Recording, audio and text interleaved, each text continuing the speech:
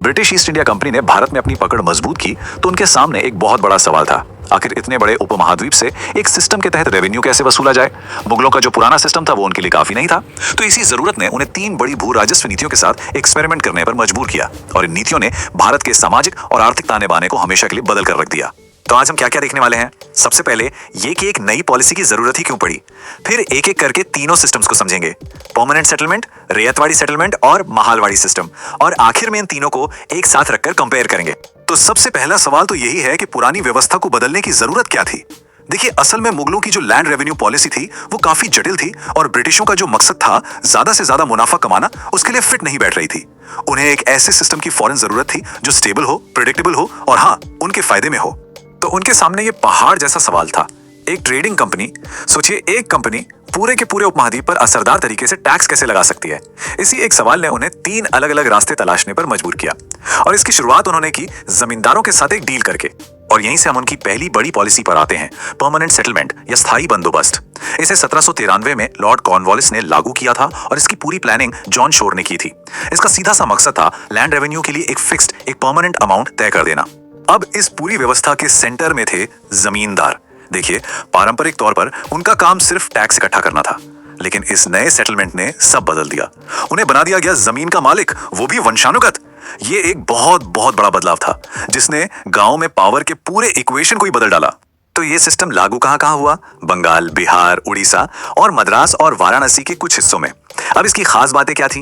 पहली तो ये कि जमींदार जमीन के मालिक बन गए, जिसे वो बेच भी सकते थे और जो विरासत में आगे भी जाती थी। दूसरी, अगर वो पेमेंट नहीं कर पाए तो उनकी जमीन नीलाम हो सकती थी। और तीसरी, सबसे जरूरी बात, सरकार को दिया जाने वाला टैक्स हमेशा हमेशा के लिए फिक्स कर दिया गया था।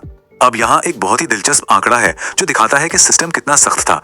जमींदार किसानों से जो भी लगान वसूलते थे उसका 10/11वां हिस्सा, मतलब लगभग सारा, उन्हें सीधे अंग्रेज सरकार को देना होता था। अपने पास रखने के लिए बचता था सिर्फ 1/11वां हिस्सा। ये आंकड़ा बताता है कि रेवेन्यू की मांग कितनी ज्यादा थी। तो जाहिर है परमानेंट सेटलमेंट की अपनी दिक्कतें थीं। तो अब आते हैं अंग्रेजों की दूसरी कोशिश पर। अलेक्जेंडर रीड और थॉमस मुनरो ने 1820 में एक बिल्कुल ही अलग तरीका पेश किया, रैयतवाड़ी बंदोबस्त। इसमें उन्होंने जमींदारों को बीच से हटा दिया और सीधा किसानों से डील की।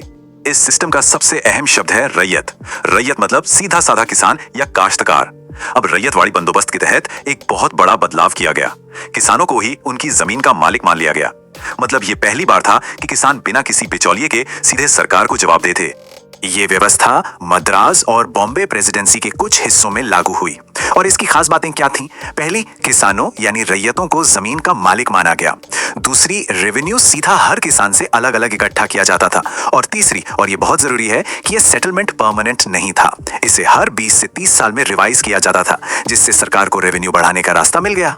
अब आती है तीसरी और आखिरी बड़ी व्यवस्था, महालवाड़ी सिस्टम, जिसे 1822 में लाया गया। इसे होल्ट मैकेंजी ने सोचा था। आप इसे ऐसे समझ सकते हैं कि जमींदारी सिस्टम का ही एक बदला हुआ एक हाइब्रिड मॉडल था, मतलब एक बीच का रास्ता निकालने की कोशिश। इस सिस्टम की चाबी है महाल शब्द में। महाल का मतलब होता है एक गांव या एक जागीर। तो इस सिस्टम में टैक्स किसी एक जमींदार या किसान से नहीं, बल्कि पूरे के पूरे गांव को एक यूनिट मानकर वसूला जाता था। यह सिस्टम गंगा घाटी, नॉर्थ वेस्ट प्रोविंस और पंजाब में लागू हुआ। इसमें सेटलमेंट पूरे गांव यानी महाल के साथ होता था और गांव के जो मुखिया होते थे या जो बड़े परिवार होते थे वो सब मिलकर पेमेंट के लिए जिम्मेदार थे। और हाँ, रैयतवाड़ी की तरह ही इसमें भी रेवेन्यू को हर 20-30 साल में बदला जा सकता था। तो अब जब हमने तीनों सिस्टम्स को अलग अलग समझ लिया है, तो चलिए एक साथ रखकर देखते हैं कि इनमें मुख्य अंतर क्या क्या थे। इससे तस्वीर और भी साफ हो जाएगी। इस टेबल में सब कुछ एकदम क्लियर है। देखिए, टैक्स कौन देता था? परमानेंट सेटलमेंट में जमींदार, रैयतवाड़ी में किसान और महालवाड़ी में पूरा गांव। जमीन का मालिक कौन था? फिर से परमानेंट में जमींदार, रैयतवाड़ी में रैयत और महालवाड़ी में गांव की कम्युनिटी। लेकिन सबसे बड़ा फर्क, सबसे बड़ा, रेवेन्यू रेट का था। परमानेंट सेटलमेंट में ये हमेशा के लिए फिक्स था, जबकि बाकी दोनों में इसे समय समय पर बदला जा सकता था। तो मतलब सार ये है, परमानेंट सेटलमेंट ने अंग्रेज सरकार की कमाई को हमेशा के लिए एक जगह पर लॉक कर दिया। वहीं दूसरी तरफ रैयतवाड़ी और महालवाड़ी सिस्टम्स ने उन्हें हर 20-30 साल में टैक्स बढ़ाने का मौका दिया। जाहिर है उनके लिए ज्यादा फायदेमंद था।